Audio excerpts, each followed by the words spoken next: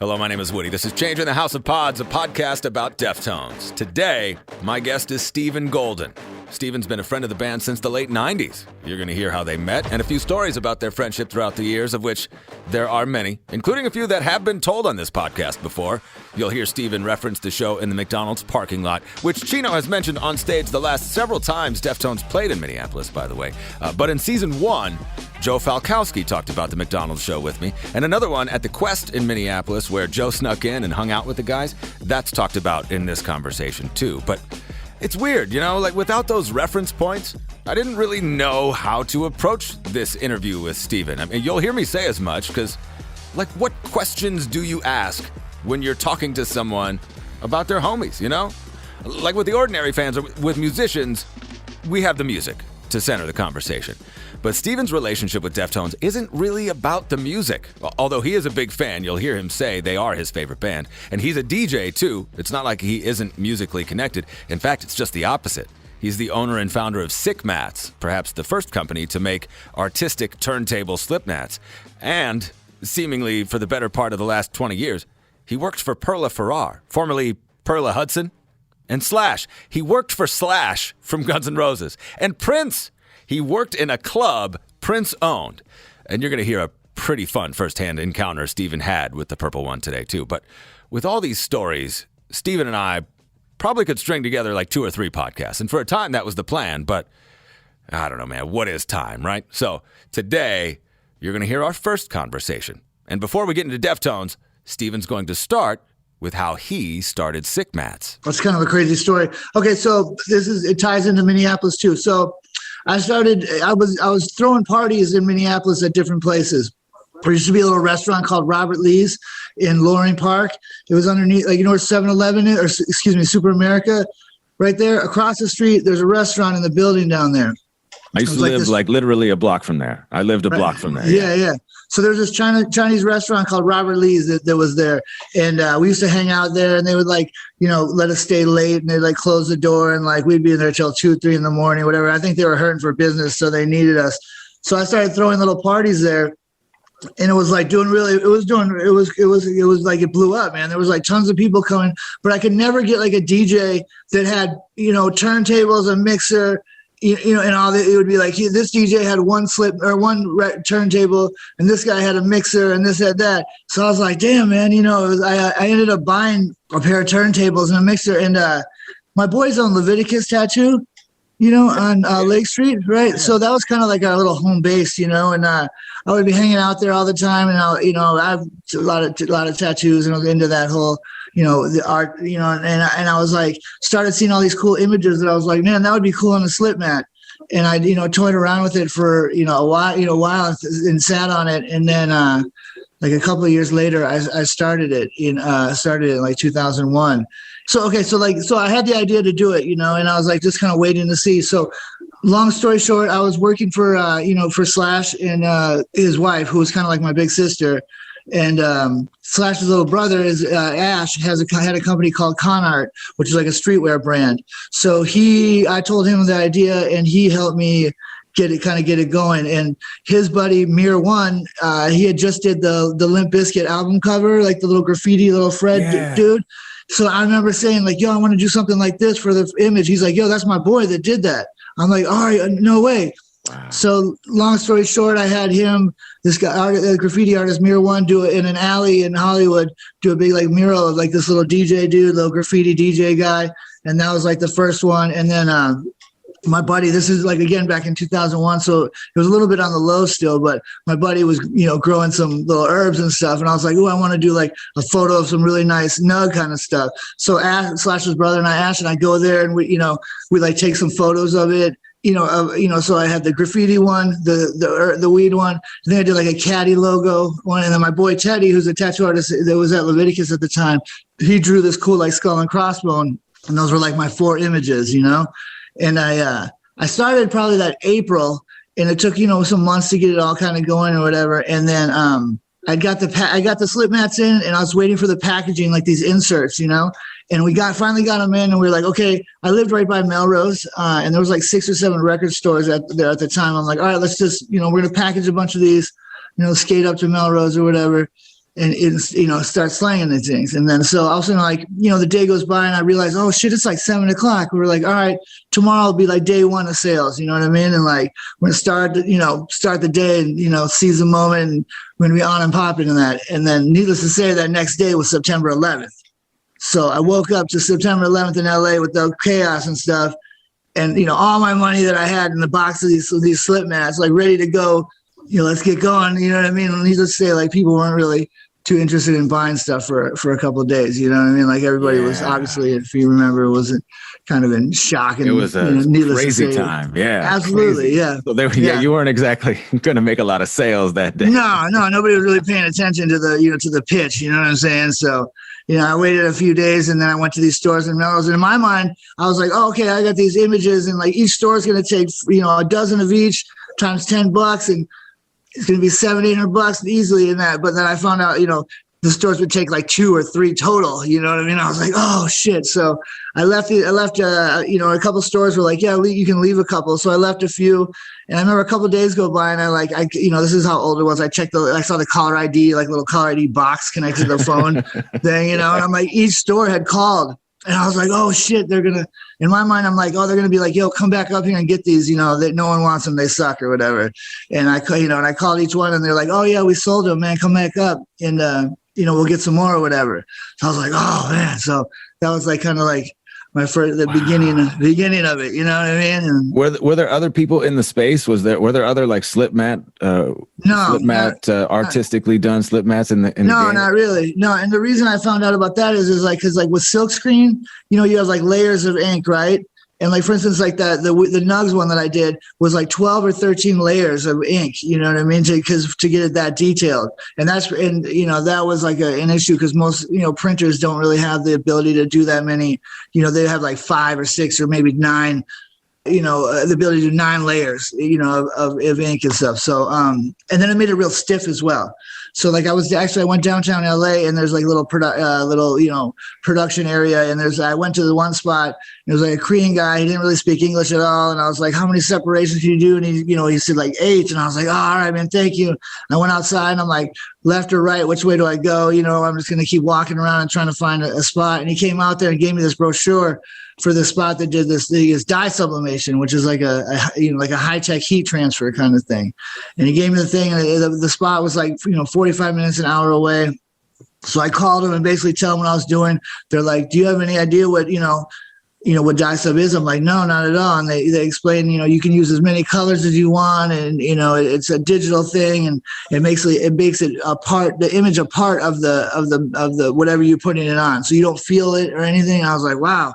So I sent them a sample, and they sent me some back, and it was the greatest thing ever, man. It made them all super smooth and that, and nobody had done that yet. And it just opened the door to do like photo quality stuff and all that. And like, it kind of changed the way that people started doing that. You know what I mean? I definitely would say but I stumbled onto it, but I was probably the first one to do that printing process. And, it worked out really well. You know what I mean? It made it. That's crazy. Yeah. So like it made it more slippery for like, made it more slick, you know what I'm saying? For like scratching and mixing and stuff. And then, and then when you do like for instance, that Nug one, for instance, like it just like blew up the image. It just made it look like it prints like 98% of what the file looks like. You know what I'm saying? So like it looks like if I did a photo of you or or that, it would look exactly like that.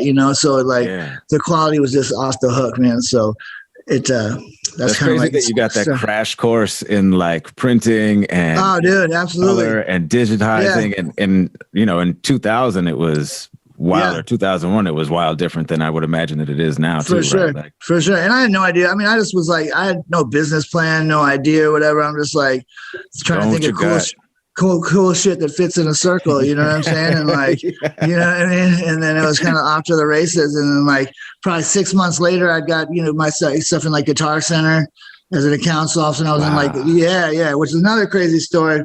Cause I sent him a couple of samples, and I guess the buyer showed the president, he showed him the weed one, the caddy one, and the DJ one or something. And he picked the weed one. I was like, for real? And he's like, yeah. So he sent, yeah. I was like, all right. So they sent me an order. I got an order for like 800, of them. I was like, hell yeah. But I'm like, how am I going to get this done? You know what I mean? I'm like, I don't even have the money to do that. So I had to like beg, borrow, and steal to get that order done. and I send it, we had to send it. They had 98 stores at the time, and they didn't have a distribution center, so I had to send out 98 individual. Oh my gosh. Things. And I'm like, I didn't have I just got a computer, and I was like, talking monkey on the thing, and I'm like writing out like each address by hand, and it just looked like terrible. And so I sent it to them, and like 3 or 4 days later, I started getting these. I got the voicemail, and there was like different stores, like, oh, this is so and so from Guitar Center in Wichita, and there's one in here and there, and they're like, we need an RA for these these mats. I'm like, what's an RA? And they're like, return authorization. I'm like, what? Why? They're like, oh, we didn't order these. I'm like, no, yeah, you did. They're like, oh no, we wouldn't. We would never order this picture of weed on there. These nuts and that. Yeah. So like I call my guy at the Guitar Center management, and then he calls me back. He's like, dude, your company basically shut down the whole Guitar Center chain because every manager was on like a conference call with the president of the company discussing these mats, because some stores have a problem with it and other stores are cool with it. But like the ones that are cool with it, in the last, 3 hours, you sold like 230 pieces, Wow. I was like, well, okay. He's like, so this is what I'm going to do. Like the certain stores that want to keep them, they're going to keep them. And the ones that want to return them, they're going to just return them. But I'm going to order 3 other ones and like 3 times as much. So now I'm like, shit, I don't even got paid for those ones. And now I have to go make 3 more of them. And like, it was kind of cool. You know what I mean? It definitely was, And this is your first venture into like running your own business and yeah. I had my buddies, I was involved in a couple of little tattoo shop stuff and just being a promoter. I actually had after I did that Robert Lee's thing, I ended up having a night at the Ascot Room in the Quest. Yeah. So I had my Friday night up there is where that led to. So we had, that was cool because when your boy was talking about, going there, when I was at that show too. And it was funny because I was like, yeah, man, I used to throw parties in here, like when we came back for that show.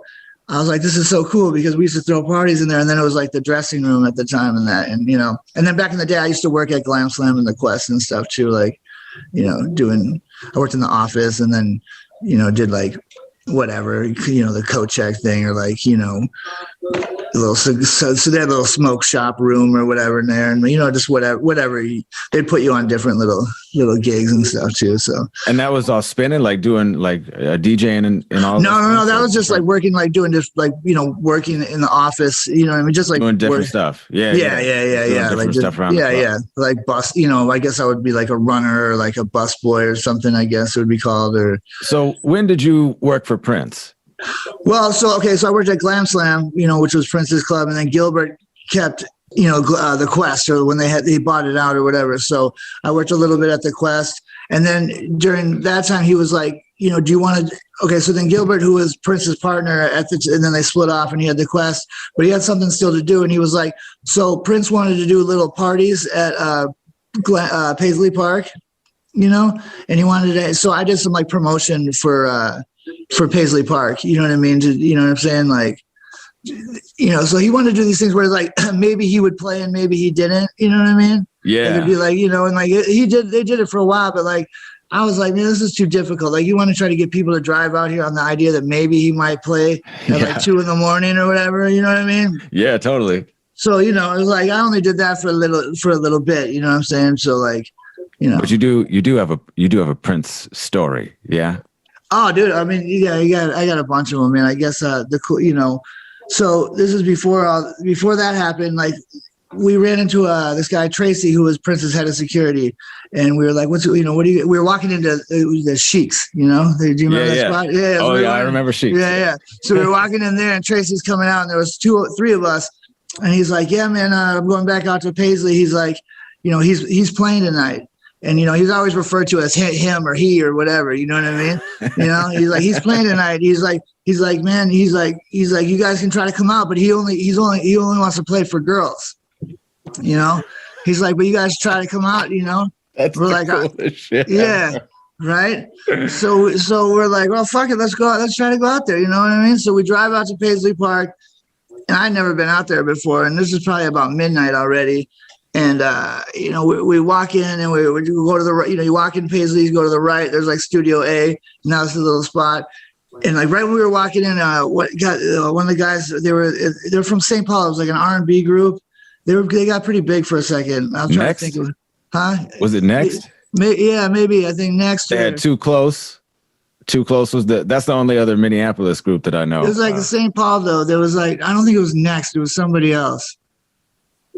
At any rate. Anyways, you know what I mean? So we saw him. They were in the studio right next to it. And we're like, yo, let's, we figured like, if you're here, let's try to go in there. He's like, all right, we'll meet you in there. So we're like, fuck it. We walk in the door. We walk into Studio A, which is a small little studio.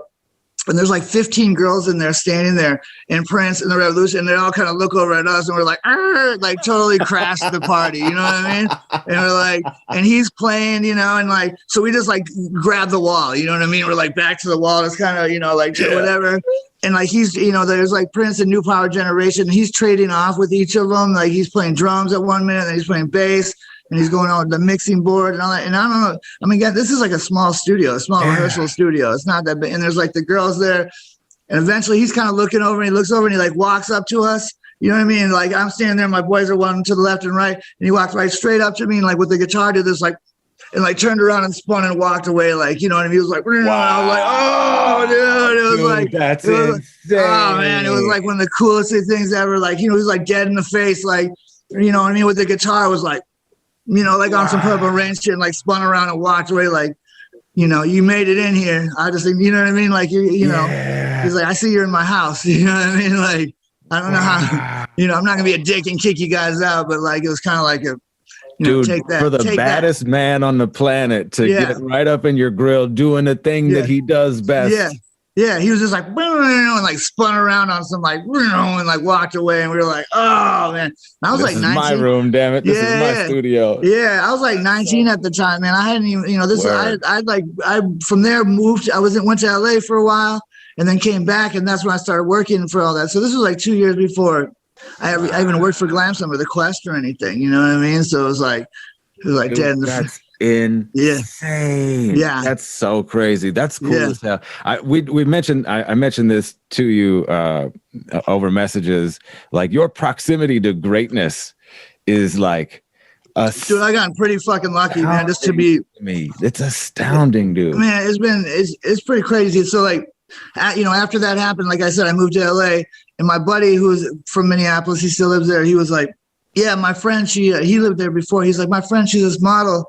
And she was like Miss USA, Miss Teen California, and maybe like Miss, something else. She needs like an assistant thing. Do you want to do it? I was like, hell yeah. Okay. Cause I started off working with film and stuff too. So like the summer before my senior year of high school, I worked on like a couple movies. And remember there was all those movies being filmed in Minneapolis back then, like Mighty Ducks, Little Big League. Yeah. The Schwarzenegger Christmas movie, that one. Yeah. While that was going on, I was working on. Where did you go to high school, by the way? I went to Stillwater. You went to Stillwater? Okay. I was born in Minneapolis, and then my mom and dad got divorced. My dad lived in like Frogtown area, and then my mom and my stepdad lived in like Stillwater, so I kind of did the. That's so dope. I love that weekends in St. Paul. Cool as shit. Huh? I love that we're from the same town. Like, that's wild cool. That's just so cool. Well, you're from Stillwater too? Well, no, not Stillwater, but just being from the Twin Cities is absolutely. Hell yeah. So I mean, my dad lived off like Jackson in Maryland for a long time.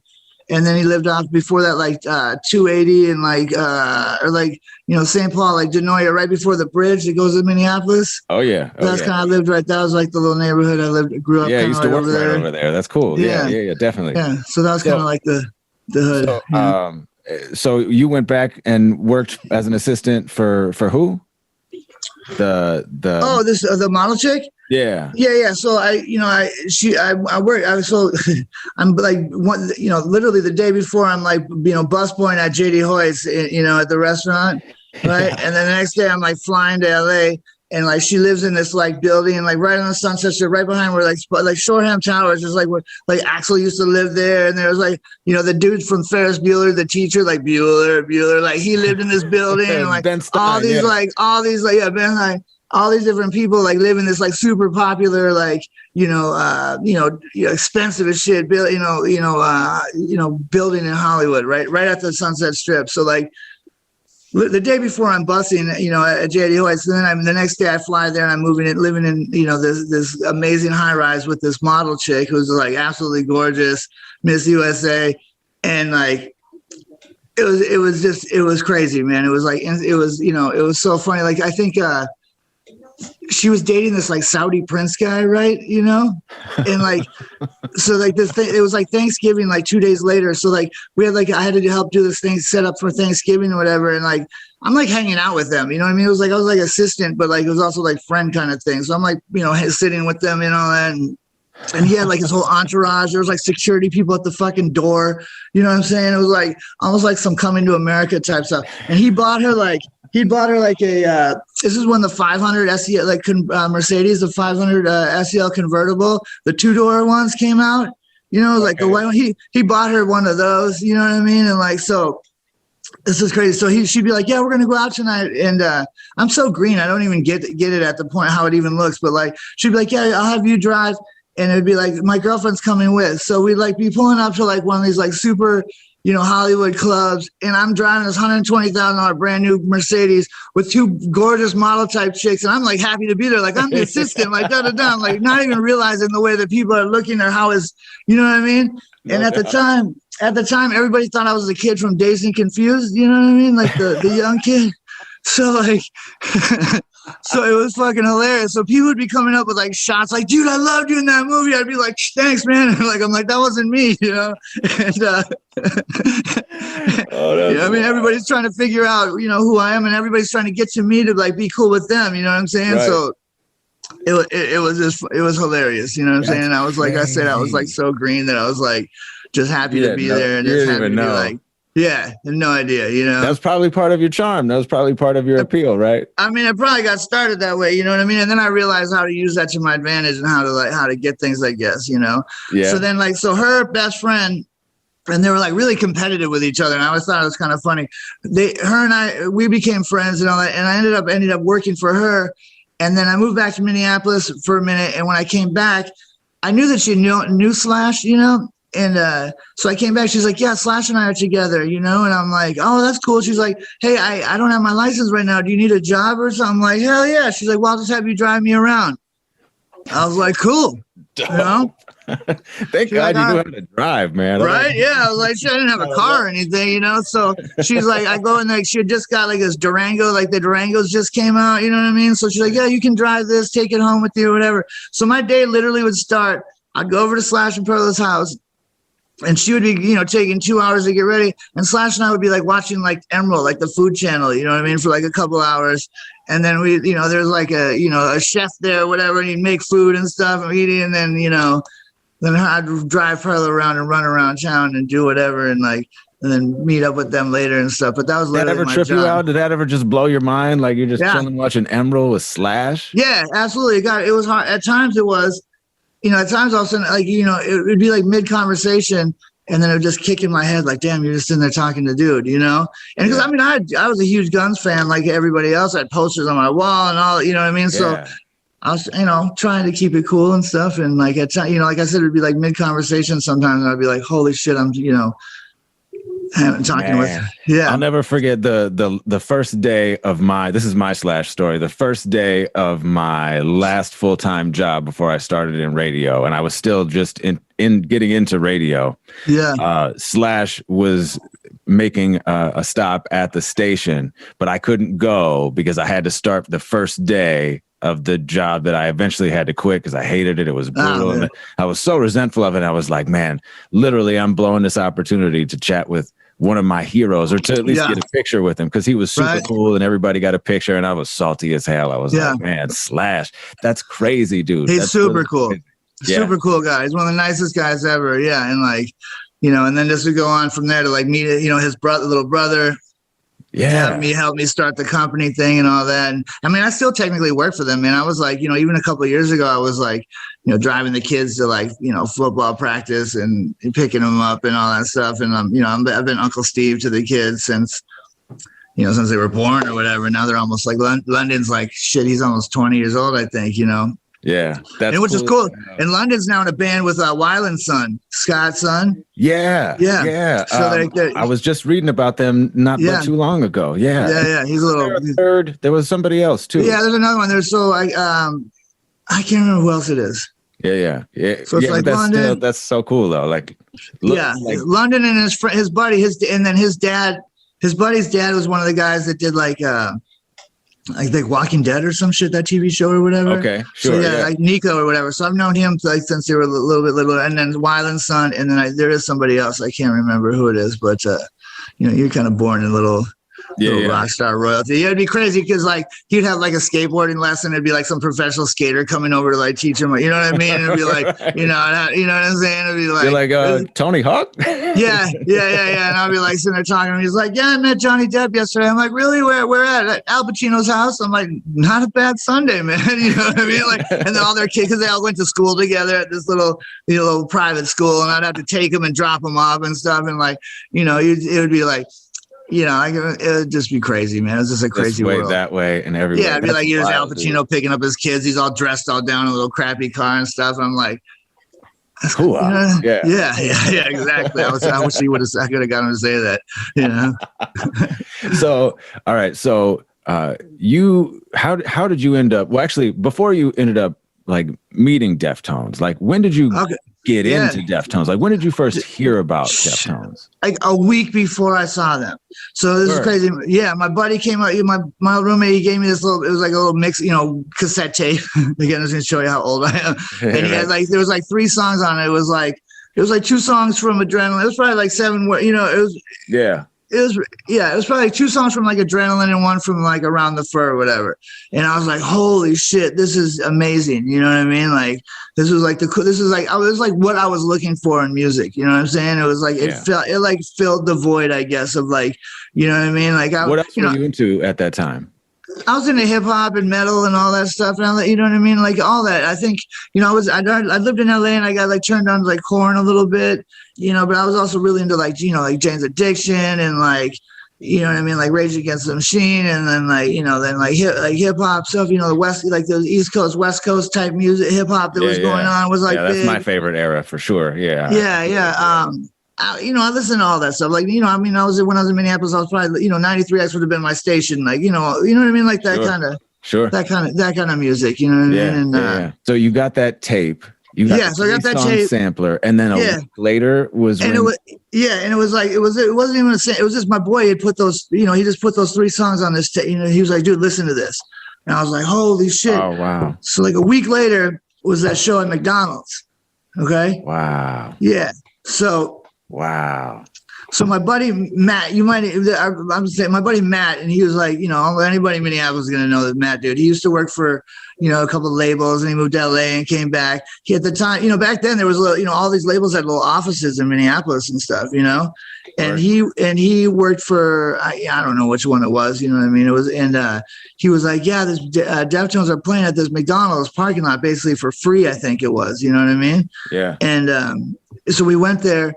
And he introduced me, to them, and we watched them play. And it was funny because like Abe's snare broke or something, so they had to like play like 3 songs, and they had to play the same 3 songs over again.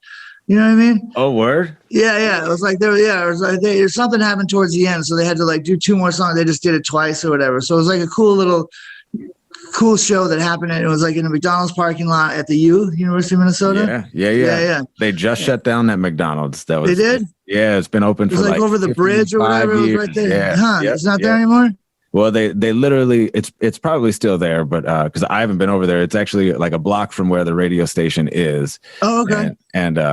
And it's I haven't driven over there in a while. I haven't had any reason to, you know what I mean? Right. So but yeah, it was maybe a month or 2 ago that they announced that they were closing it down, and they're probably going to put in like a high rise or something else. Yeah, high rise with retail at the bottom, just like the rest of the country. Exactly. Yeah, that's what it is. That's terrible. Yeah, but that show is like crazy. I mean, they brought a homeless guy on the stage at one point. The 3 songs different like that, and it's in a McDonald's parking lot. The fact that you like got introduced to him, and it was like a week later, and it was like it was so laid back that it was like there was no like real backstage area or anything. It was just like, oh, we're standing on the side of the thing, and there, you know what I'm saying? It was like. It was almost what were they performing on? Were they on like the back of a truck or something? Or what were they performing I think there was some little stage that they like, set up or something. Like a makeshift stage. Yeah, but it wasn't like that high up or anything, if I can remember. I mean, goddamn, this was like, this was 97, I think. Yeah, it was 96 or 97, man. It was like I think it was 97. Yeah. And then they said, okay, so then when I was in LA though, I became friends with The guys in House of Pain, right? So, right, all this stuff is just happening. It was like so weird, dude. I remember like the first night I went out again. This was one of the first. So one of the first nights I went out to this spot as we went to the Viper Room, which was like a block from our house. As I'm walking in there, they're like carrying this guy out. I'm like, he's all fucked up. I'm like, God, that looks like Robert Downey Jr. I'm like, fuck, that is Robert Downey Jr. He was all like, they're like carrying him out. Like River Phoenix had just died there like 6 months prior to that. Wow. And I go inside, and it's a small little spot. It's like Dave Navarro is over here, and like the dudes from House of Pain are over there, and like Tupac and those guys are over here, and all these little spots. And I'm just like, again, like a week before that, I was busting at fucking JD Hoyt's. You know what I'm saying? And like, now I'm like happy because I drove the model girls there. I'm like, I'm working. You know what I mean? And I'm like, it was crazy. You know. Crazy. So then, the Deftones and Limp Bizkit. Limp Bizkit was just starting, so they were booked a bunch of times, and Limp Bizkit was opening for Deftones, and they came back to Minneapolis like 4 or 5 times, and I knew Lethal from House of Pain. Sure. So after it was like maybe a month later, after the McDonald show, we went. Deftones played, and I think it was Limp Bizkit as well. Maybe it was at First Stab or somewhere, and we went. And I saw Chino, and he's like, "Hey, what's up, man?" And I was like, "Yo, you guys should come hang out." And I lived at, it was above the Embassy Suites in Minneapolis, downtown. Yeah. It was like right there, connect to the Skyway or whatever. Yeah. And it was rad because, and then I was like, it was right downtown. You could like not even go out. You didn't have to go outside if you didn't want to. I could like Skyway over to the Quest or First Stab or whatever. So we all go back to my spot, and and Chino and Fred came over. And Lethal came with us, and then Chino and Fred came over after that, and we all hung out. We were there, just kicked it for they were there for like a couple of days or whatever, and they were there for a couple of days. Yeah. I think they were because I think they had one show the one day, and then then we had to go. They went to Wisconsin the next day, but then they had to come back or whatever, and that. So there was like they didn't, they were there for like a day or two, and what it was a like trip, dude. Yeah, and it was funny because. The apartment wasn't that expensive, it was only, but it was on like the 20th floor facing like downtown. So they were like, man, they called it the penthouse and stuff. And they were like, I think they assumed that I was like, that I was like balling out of control because of this, gorgeous, you know what I mean? But it was like, it really wasn't, Hot shot with the downtown view. Yeah. So, what do you do with Fred Durst and Chino Moreno kicking it at how do you entertain them for a day and a half? Do you play video games? Like, what do you it was we were up to no good at the time, you know what I'm saying? Yeah. So it was pretty more than a few beverages. It was pretty easy to do, man. It wasn't that hard, I know Fred I think Fred left after a while, but like, how old were you all at this point in time? You were probably I was probably like 22, 21, wow. 21. Yeah. Yeah, because I'm 46 now. Yeah, and like yeah.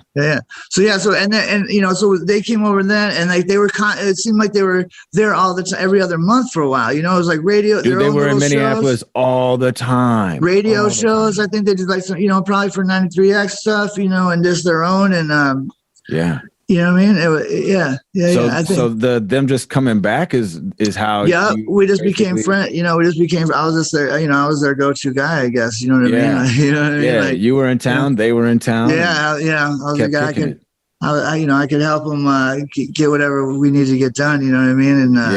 And from running around getting food and kicking it. And, you know what I mean? And. You're pretty sure because, like you said in that the story that my buddy Joe told me in early in the first season of the podcast, he's like, the dude is like, "Yo, you come over here." You're pretty sure that was you, huh? Well, actually, I think no, because he said it was a tattoo artist guy. That was Sergio, our boy Sergio. Oh, you know what I mean? okay. Yeah, who used to work at Leviticus, and I remember the night and all that stuff, and I can't even remember like. I remember all of us just being up there chilling. And I do remember Chi would always be like reading a book or just, doing his little thing and like with his earplugs in and the madness would be going on around. And, in that conversation, Joe talked about, and this has come up in other conversations that I've had with different Deftones fans who have sort of heard about the Gatorade. It was Gatorade and vodka? Yeah. It would be grape Gatorade and vodka. And we called it, we named it the Purple Rain, of course. That is the coolest shit ever. It is disgusting, man. But that was our go. Like, dude, oh my god, I can't even smell it. You know, like the thought of like grape Gatorade and vodka. And, it's just But that was our go-to. Like we were like. Why? We were like, oh, you know, like when we all would get into something, it's like becomes like OCD in a way. Like it's like all we would talk about. It would like be making references or jokes to, like, you know what I mean, and like be drinking tons of it. And it was like. So did the Purple Rain originate in Minneapolis? Yeah. I mean, Chino would probably say he thought of the name, but I'm pretty sure I did because I'm from Minneapolis. You know what I mean? And like, I'm gonna lay claim to that one. You know, he might. You know, there's certain things that we'll argue over who said what, who created what, but I'm pretty sure I was like, yo, that's the Purple Rain. You heard it here first, folks. I think that's so, the coolest man. shit ever. I think so. And it was probably out of necessity, I would imagine. Like you had vodka and you had Gatorade. Well, like, let's make it happen, right? Yeah. And I remember we were watching Purple Rain a lot on the bus and stuff. You know what I mean? Whenever I'd go hang out with them, it'd be like Purple Rain would be on like repeat and stuff. So if I was with them for 3 days, I'd probably watch Purple Rain was on like 16 times or something. You know what I mean? Like, like in the background or whatever. So, you know. Yeah, and I used to always like crash on the bus and stuff, you know what I mean? Like, you know, and so they'd kind of be playing or whatever, you know, and like, or if I stayed with Chino or something, it'd be like when you came back on the bus, it'd be like there's Purple Rain would be playing, and you know, you'd be like, I know where that is. I've been there. Yeah, you know, which was so cool because like my mom took me to it. I'm pretty sure it was right around the corner from First Avenue when she took me to the movie, and I was in like 3rd grade or 4th grade or something, you know, and I was like. Yeah. That's dope. Do you think those First Ave shows, did that resonate with the guys in Deftones being such fans of Prince? Oh yeah, it was definitely something. Yeah, it was like it was definitely talked about and made a reference to, and they'd want to know where different things were, and a lot of Purple Rain was actually shot in Los Angeles. But there was key spots shot in Minneapolis and that, and I we would show them different places that we could, you know what I mean? Like, oh, this is where this was or this, that, you know what I mean? And, But yeah, it was definitely, we definitely knew that, we were in Prince's house supposedly. And you know what I mean? Like, it was like, at that point, it was like, this was where Purple Rain was filmed. So it was like, you know this what I mean? The thing. Yeah. Yeah. That's so, and you've been on the road with them. Like probably, I've been to years, right? Yeah. I've been to Europe with a couple times. I've been with Mexico. I've probably been to hundreds of shows, bro. I would go out for maybe 2 with them for a couple of weeks at a time, or fly to different spots here and there, and a lot of times whenever I would go to whatever city, like during that day, I would go to different record stores and sell my stuff. You know what I'm saying? So it was cool. Yeah, so it worked out. It worked out. You know what I mean? Like business expenses. Absolutely. Yeah. Hitch a ride. You know what I mean? Like hitch a ride. You know what I mean? I'd like maybe flying to Chicago, hit up some record stores, go to the show, ride with them to there'd be maybe Milwaukee the next day, and then maybe Minneapolis the next day, and then maybe I'd jump off and hang out with my family or whatever, and then maybe catch up with them, like fly somewhere else. Or go back to LA, and that's when Chino. That's when Chino lived in LA and stuff. So I saw him all the time. Like you know what I mean. Like if he wasn't on the road or whatever, I would be hanging out at the house or kicking it. That's cool. And so crazy how that friendship just developed. And managed because it's sort of counterintuitive in my mind. You would think that people who are traveling all the time and living across the country, especially in the days before, people could just jump online or text, right. You know what I mean? But the actual traveling actually helped. Absolutely. And then for instance, this is kind of cool too. So I moved back to LA. Right. And, it was one of the first times I'd went out since being back, and we were going to the spot. And as I was walking in, a limo pulled up into this club, and I was looking over it, and those guys, it was like Jonathan came out, and then I saw Jonathan from Korn, and then Chino and Abe. I was like, oh, what's up? They're like, hey, what's up? And we kind of rekindled in LA. They knew I was moving back out there, but I hadn't seen them yet. And they were staying at it was they call it the Korn house, but it was because Korn recorded there, and then Deftones recorded there. It was like a house in the hills, and that was when they first started doing White Pony. So we ended up hanging out and then going over there. And then I lived over right by in Los Feliz, right by where they were recording. So like every day after they were done with the studio, they'd come over to my house. And I lived in I rented a room. It was like a 5-bedroom house with a pool. It was like some NC-17 Real World type house. You know what I mean? It was it was all just a unique group of people, of roommates that all lived together. And it was a big house and pool, and it was party central and stuff. So pretty much 4 or 5 nights a week, it'd be at least Abe, Frank, and Chino would come over after the studio, from doing their recording White Pony over to the spot, and we'd be kicking it, and there's always something going on at the house, and yeah, you know what I mean? Yeah. There's I think as a Deftones fan, you sort of understand how crazy that time was. Yeah.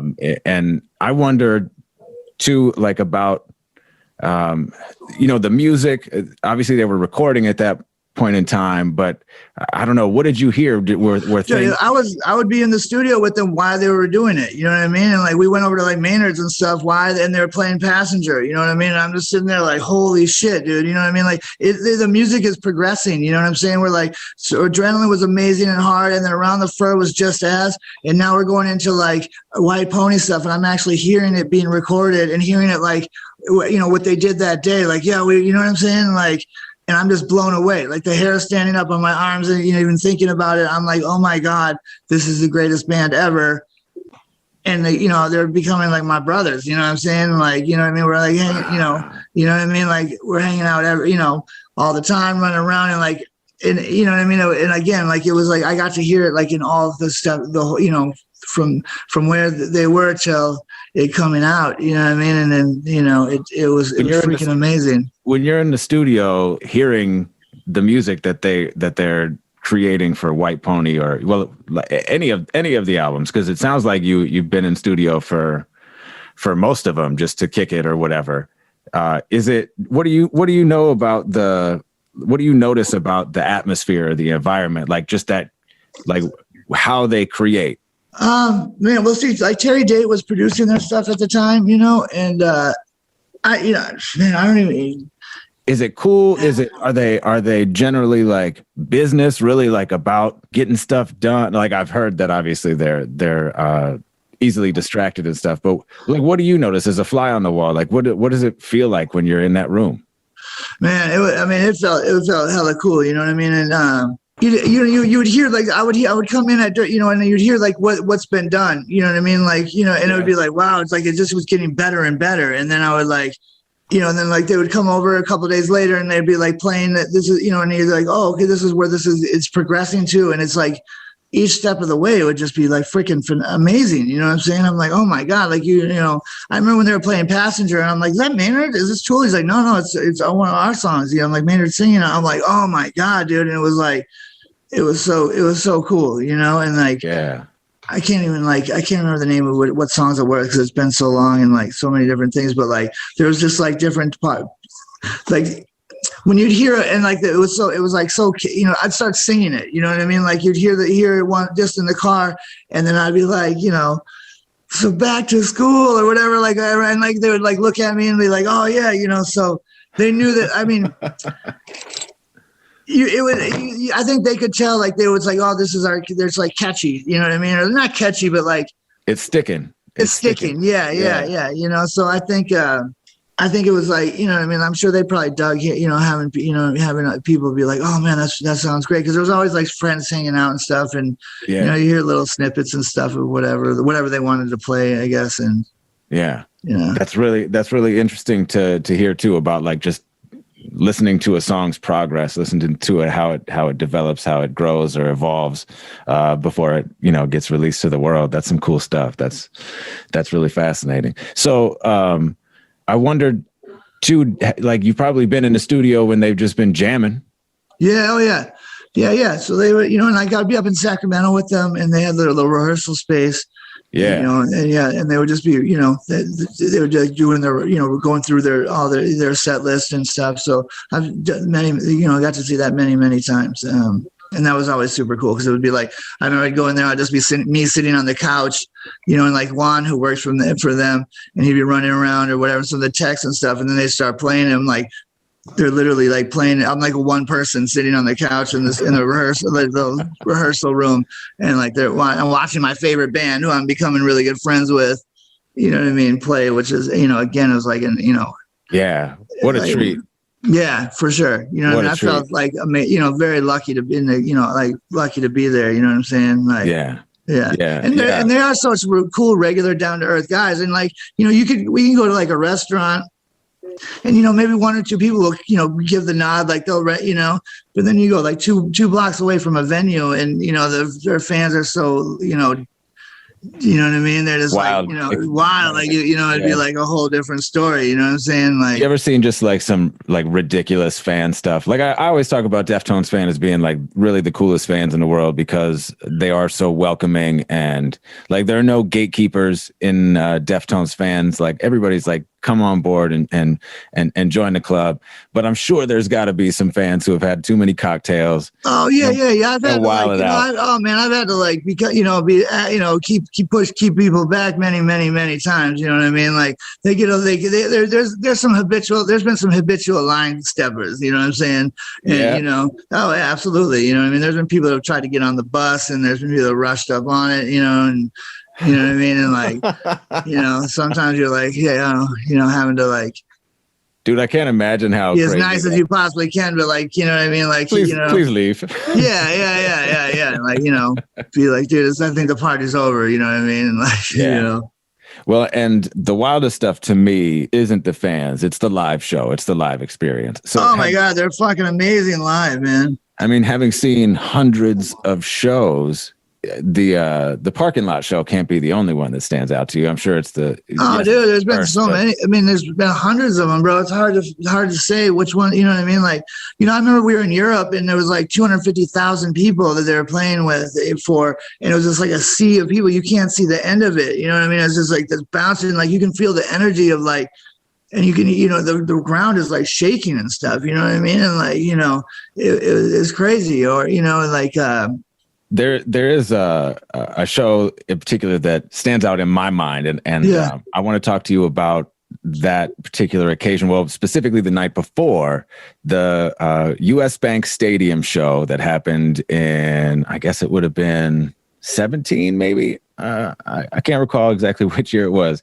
Guns N' Roses headline. Oh, the Guns one, yeah. So. Well, first of all, tell me about the night before, because at the Viking Bar the night before, Chino had a DJ set. Yeah. So a bunch of, so like he'll get these little DJ gigs sometimes, and like I've gotten him a few of them, and like I'll go with him to the take him to the gig and get him all set up and all that stuff. So my buddies owned the Viking Bar. I knew from LA, and they're like, yeah, we want to do the show, do a little thing. And I'm like, well, we're going to be there with the Guns thing and whatever. So, we did that little, I forgot about that. We did the little, the DJ set.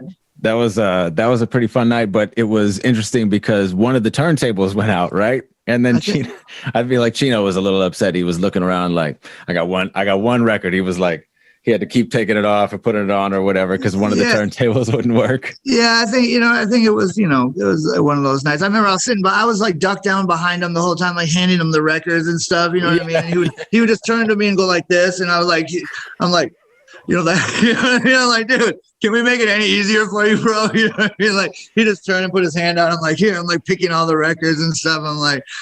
That was a fun night. It's cool because it's such a small spot. You know what I mean? It's such a hole in the wall bar. Really, I mean, it's a great bar, but it's it's definitely. I think it closed, man. I don't think it's open anymore, man. Yeah, I think you might be right. Yeah, another. It was kind of a fun little spot, I guess. You know what I mean? Like, I guess. That was fun. And then the next night was the Guns N' Roses show too, and that it was like the first show at the Dome or where the Dome was or whatever.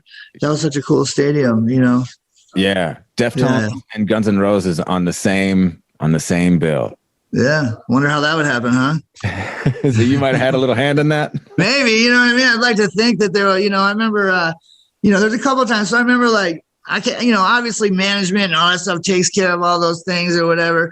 But I'd like to think that maybe, some of my influence, saying some stuff to Slash or whatever might have sparked it. Yeah. I remember like years ago being like, talking to him. I'm like, man, how come you don't ever, I'm like, you should do something with Weiland, right? He was like, oh man. I don't know, man. He goes, he's like, one time I went to this radio, I was going to a award thing, and it was like 2 PM. I walk in and Scott was passed out on top of a garbage can in the lobby, and he's like, great singer, but man, just bad rock star, and then like 6 months later, like Velvet Revolver started. So I like to think that maybe like the conversation sparked, you know what I mean? At least. Yeah. And then obviously they would go to the management and all that, and that's all how it all got done. I mean, I can't lay any claim to that, but maybe that little conversation, you know what I mean? Like, hey, bro, if that was you, that was not a bad pushed idea. it in that Velvet Revolver direction, and maybe that was a pretty good idea. Yeah, and then like Chino and them coming over, like we went, we're at their Christmas, Slash and Pearl's Christmas party, which was rad because they had like a little nightclub in the basement, like a full-on club, and like Skrillex was DJing and so we're all hanging out and then Chino and Reese, his wife, they came and hung out and stuff, and and then from then on did this thing at South by Southwest. It was like this Jimi Hendrix tribute, like a few months later, and like Chino got asked to do that, and like Slash played on it, and it was Chino and maybe a couple other people. So who knows? Maybe, a little introduction. You know what I mean? Maybe the little introductions, you know what I mean? Or like everybody hanging out sparks it. And like, obviously, like I said, management takes care of it all and makes it actually happen. But yeah, but once they know you're cool and you're kind of there. I'd like to think that maybe there was a little, influence here and there. You know what I mean? Like, yeah. That's crazy to think of being in Slash's basement with Chino and Skrillex and all of that. That's wild. But it also makes sense just given the nature of the business and all of that. That's pretty cool. For sure. Are there any other Deftones stories or, I know you probably, it's weird to like think about it because they're your boys. And like, I think about if somebody was to ask me like, yo, tell me a funny story about your boy. Like I could probably tell you, like, I could probably tell you one or two, but it's. Yeah. Okay. So I told you about like the whole, like, the kid, people thought I was the kid from Dazed and Confused. And then I started like, for whatever, I think because I started dyeing my hair black, you know what I mean? All of a sudden, everyone overnight thought I was Trent Reznor. You know what I'm saying? Like to the point, like people, like friends of his would come running up to me and hug me and all that stuff. And it was fucking hilarious. And, and Abe would egg it on all the time. And like people would be like, so like when I was with those guys, that's when it would be, because people would assume like, oh, that's, you know what I mean? Like, 'cause it would make sense if they were hanging out or something like that. If I was just walking in by myself into 7-Eleven, it wasn't like people didn't really like, oh, right. Hey, but it was in those music situations. And like a backstage, an area where I'm standing on the side of the stage watching them, then people are like, oh, you know what I mean? So it was like Cypress Hill Smokeout, and Deftones were playing at it, and it was all sorts of everybody, tons of artists. It was freaking amazing lineup, you know what I mean? And it was like hip hop stuff and like, metal stuff, and it was like Deftones, Cypress Hill. I can't even think of everybody that was there. Maybe like, it was like big artists and stuff. So in the dressing room, it was just packed with people. It was LA show, and there's like there's everybody's there, all the friends and family and extended and all that. And so Cheese really messed up, and I see him leaning against the wall, and he's like, I don't know if he took ecstasy or something like that, but I could see it hitting him, and like he's leaning against the wall and he starts sliding down the wall and he's like sitting there, and all of a sudden the door kept opening and like hitting him. He's like, boom, So someone would come in the dressing room and open the door and be like, boom, like kind of like, and like nobody's like doing anything to move him or whatever. Everyone's like, oh, sorry. I remember like Be Real came in, he like opened the door, bam, he's like, oh, I'm sorry, and like she's like, oh, and then HR from everybody, the band really loves Bad Brains, So HR is hanging out, and HR's got he's got this like Count Chocula like cape kind of on, it like goes up like this with like, you know what I mean, and like this long. He's got a bird cage. He's got his bird cage with 2 parakeets in it, and he's all talking to the birds like, oh, like, you know what I mean, like talking to the birds. So you got HR sitting there talking to the birds. Chang passed out against the wall, getting hit by the door, like boom, packed room, and like. It was almost like nobody, like, that was normal. You know what I mean?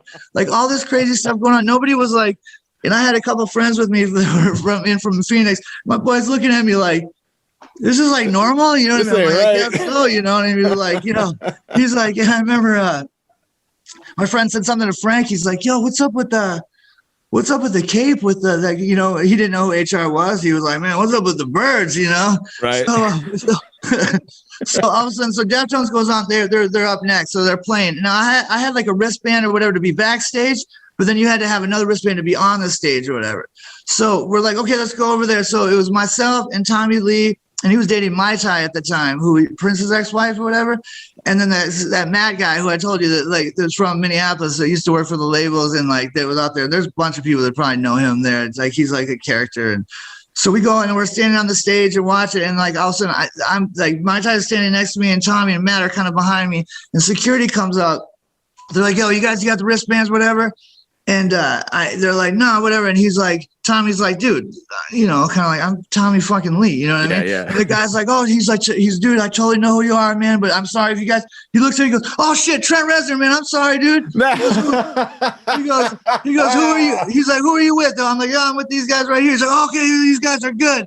And he walk away. And like Tommy's looking at me like, how the fuck did that happen? Like, you know what I mean? They're like, you know what I'm saying? He's like looking at me like, what the fuck just happened? You know, he's like, they were seconds away from kicking him. They didn't give a shit that it was him. Damn. He looked over and you know, he looked at me or whatever, and I played it off. Like I looked at it, I just turned and started watching the show again. I totally did, you know, just made it sound like that was, you know, I just that's cold as hell. Yeah. So I think, and then you know, and HR was doing HR brought his little bird cage and he was on the stage with, you know, his parakeets. And it was like Super Bowl Sunday the next day. So he made one of those like footballs with the paper. Remember when you'd like fold up the paper and he'd put that in the bird cage. And like, he was like, he was talking about these are the two teams that were playing, you know, dude, it was on. Wow. Yeah, it was on some shit. You know did he perform? Do you remember, did he perform with Deftones that night? Yeah. He's done a bunch of times. Over the years, there's been like, I've probably seen like 5 or 6 times that HR has done like a song with them. And, you know, cool. Dude, this is a funny HR. So I when I first started doing, you know, Sick Mats, I started sponsoring a night at the Viper Room, and it was like Bobo from Cypress Hill, myself, and at first it was like DJ AM was one of the DJs, and my boy and C Minus, who's like Korn's DJ, and then myself would be like the third guy, and I was like, man, I'm never gonna be able to play. These two dudes are gonna have it all the time, and it was gonna be little mashup, little super groups that played every Friday night, you know, and it was really cool because it'd be like. One weekend it would be like the guys from you know, like Pharrell and the dude from, you know what I mean, from and Pharrell and then like Stefan and then like Bobo and like, you know what I mean, and then the next weekend it would be like, you know, Sendog and like, you know what I mean, so it was all like, it was like a bunch of heads who would do these little jam sessions. So then this guy who was managing HR at the time called me up. He's like, yo, Steve, HR really wants to play there next weekend. Can he? And I was like, yeah, I'm sure. So I called Bobo and this is the other promoter guy. And I'm like, yo, can he come and play? He's like, yeah, absolutely. So the Viper Room opened at like 10 o'clock. And I get there and the security guy's like, yeah, man, that guy, you know, he was on the stage or whatever. I was like, oh no, that's HR. He's playing. He's like, yeah, he asked me to put the CD on and he played some songs. I was like, oh, okay. So I went and talked to him like, y'all ready? He's like, no. He's like, I played already. So like he went and there was nobody there. So I went and asked the bouncer guy to put the CD on, and HR, he goes on the stage and he played some songs on his guitar, and then he was done. He's like, they hadn't even opened yet. You know what I mean? And he was like, you know what I mean? Like, dude. So he's leaving, you know, and then Bobo and those guys are getting there. He's like, yo, is your guy here? I'm like, dude, he already played. So now there's not someone to play. Right. So like I was just like went and spun some records and stuff. And I, you know, one thing I got lucky on that because like AM got booked to go do some stuff, and then C minus went out with Korn. So I ended up jumping on it. I guess so I got to be the main DJ there. You know, so it was like me, I got to DJ, and then all these guys doing the little super group thing. So that was a cool little experience too. But HR just played to an empty room. Yeah. And he was content. He was like, all right, cool. He's like, I'm good with that. Okay, God, blessings. At that point in my life, blessings. And he was like, yeah. I was like, that's probably one of the weirdest experiences That's wild, man. That's wild. Well, I really, again, I can't thank you enough for sticking it out, dealing with the Zoom shit, and putting up with that. Yeah, man. It's all good. I would love to chop it up with you again. I'll hit you up for sure in a couple of days and see if you want to. Yeah, let's do it again. Go after it, because I got a ton of time. I got a ton of time, so we can, you know what I mean. You can run the show. As far as I'm concerned, you got the stories. I don't even know what to ask you, to be honest with you, because there's so many different things.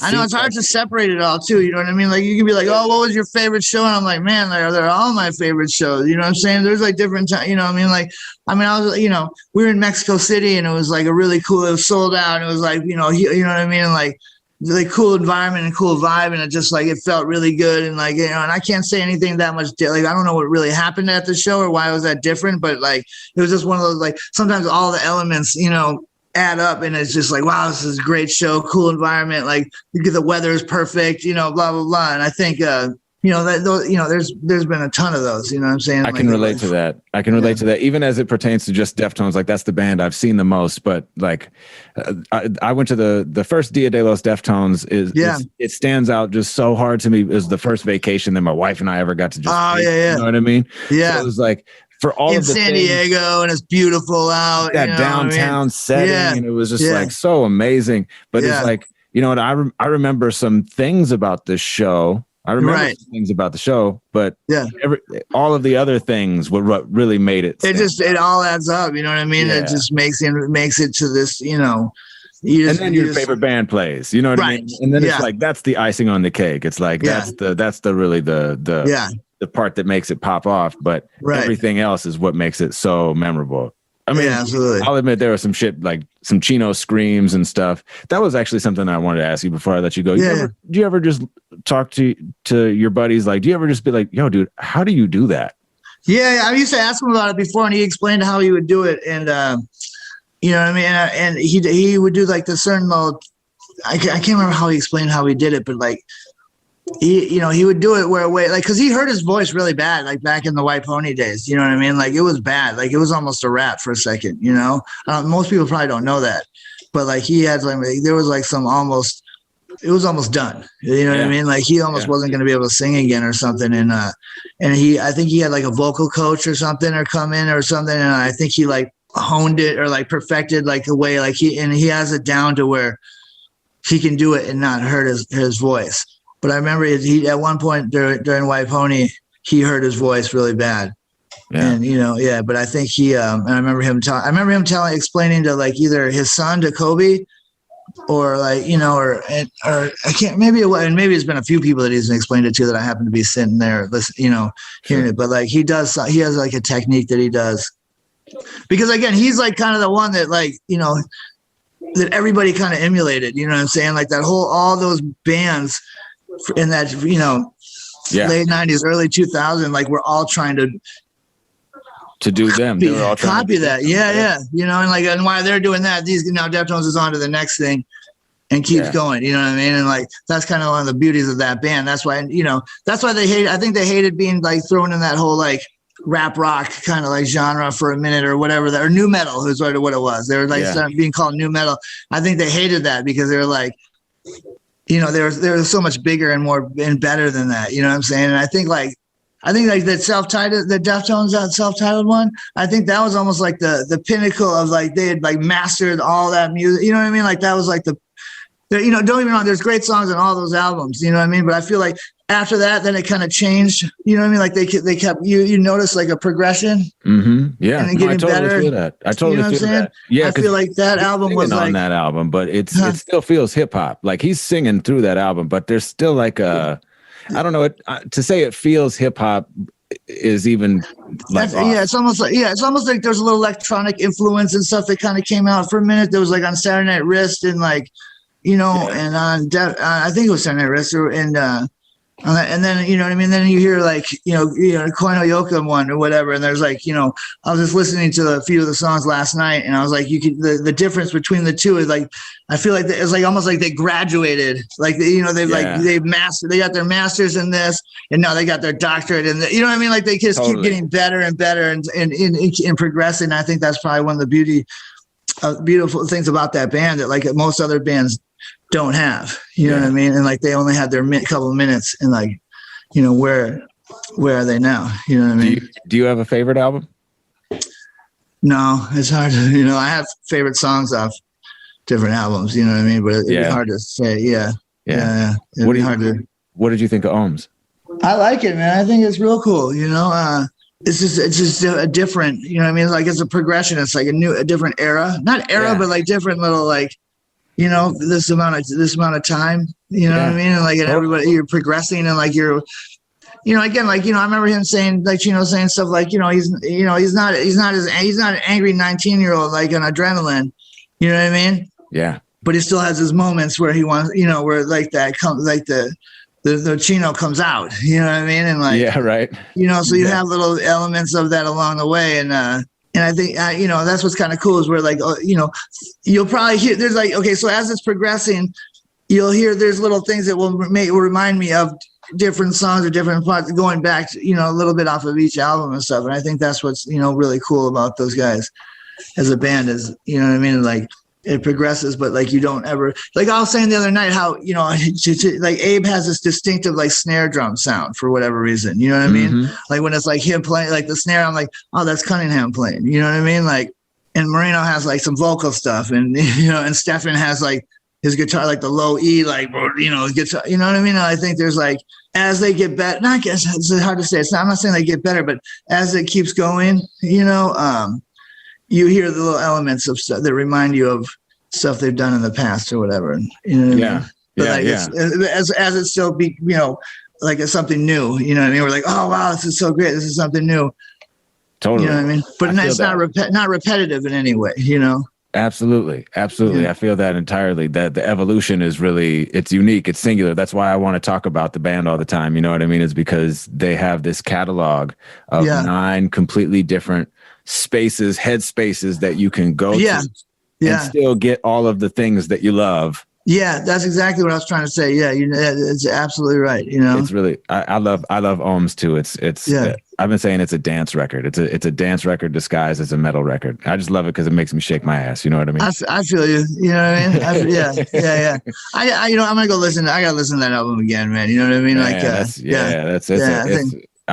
Obviously, as you can imagine, I've been banging it. All right, real quick before I let you go, because I'm going to let you go this time. Sure. All right. So break down the nicknames for me. Like, do you know the origins of the nicknames? I mean, so. Stefan his nickname is the dog, so, and I don't remember exactly where that came from. Chino's like C note.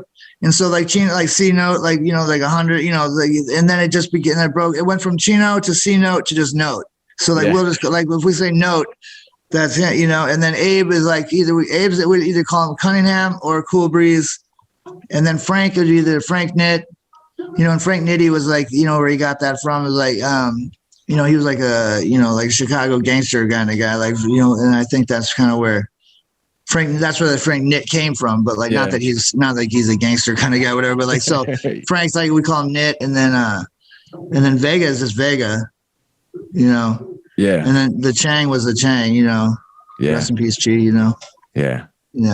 That's yeah. And then your Coke break, is that was right? I've heard that, man. I've heard that's Sea Breezy, man, Coke break. And they said they'll try to Abe and Chino will argue over who made it up, and it's supposed to be like an old school like DJ name or whatever is what they're fighting over. But like, there's some like what I mean? It has like, it has a certain, which isn't true by any means, but no, we're not here to make implications, but we understand the connotations. Yeah. It was like, like they were trying to say it was like going to be, we were thinking of a DJ name and all that, and that's where it was like, he was thinking that, so that's kind of where that came from. Stephen Golden. Thank you, Stephen. I didn't get your recommendations, so I really hope we get to talk again soon. But how about some of the stuff he shared, right? Chino and Fred Durst hanging out at his apartment. Or how he kicked it with Chino, Abe, and Frank every day during the making of White Pony. Stephen called his house an NC-17 Real World house. I love that. Although we know that was the beginning of the dark times. And speaking of dark, when Stephen talked about how close the band was to being done during Pony because of the problems Chino was having with his voice, man, I don't know that I remembered it being that dire. I remember they had to cancel shows, but I guess my recollection sort of omitted the severity of the situation. It's kind of scary to think about how dark the dark times could have been if Chino couldn't sing anymore. But this was a super fun conversation to mark the penultimate episode of Season 3. That's right, one more to go. My name is Woody. If you want to reach me, I'm on Twitter and Instagram at Woodbruh. If you've got anything you'd like to share about this or any of the conversations I've had on this podcast, hit me up. Thank you for listening to Deftones, and thank you for listening to Change in the House of Pods.